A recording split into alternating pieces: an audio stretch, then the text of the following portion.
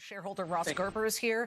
His firm has 440,000 Tesla shares worth about $75 million. Stock had been higher today. It was higher yesterday in this final hour because investors, they interpreted that by Elon naming a brand new head of Twitter, that would direct his attention back to running Tesla.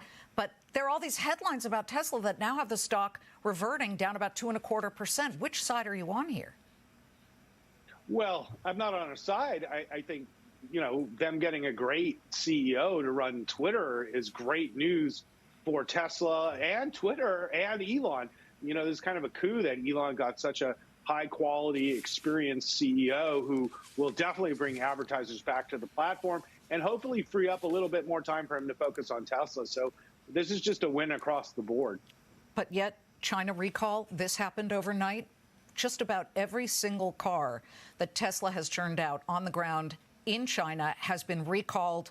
I believe the information was that there are concerns that there were regulators that did not allow drivers to turn off the braking or provide enough warnings when drivers stepped on the accelerator too quickly. I'm not worried so much about recalls because they can do a lot of this via software updates. And yet... It's all software. Yeah, it's all software, but there's also a class action suit here in the United States that's been filed. Yeah, this is nonsensical stuff. The term recall is from a different generation. And today, when they say recall, what they really mean is a 30-minute update of the software in your computer. So if Apple had to issue a recall every time they updated the software on your phone, you'd get a recall every 4 weeks from Apple, right? So it's a modern technology product and it needs to be updated. So there's nothing wrong with the cars in China, and the headlines have blown this well out of proportion, and Tesla's able to fix these things very easily.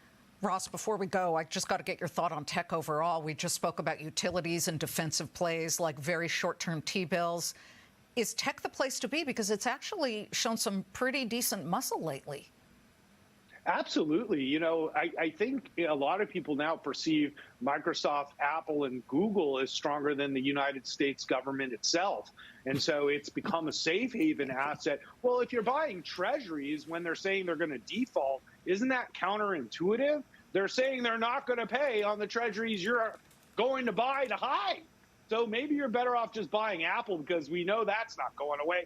If all hell breaks loose, we know Google's not going away. So I think that supports these stocks during these times of uncertainty. Yeah, Apple year to date, 32% gain. Ross, thank you so much. Good to see you.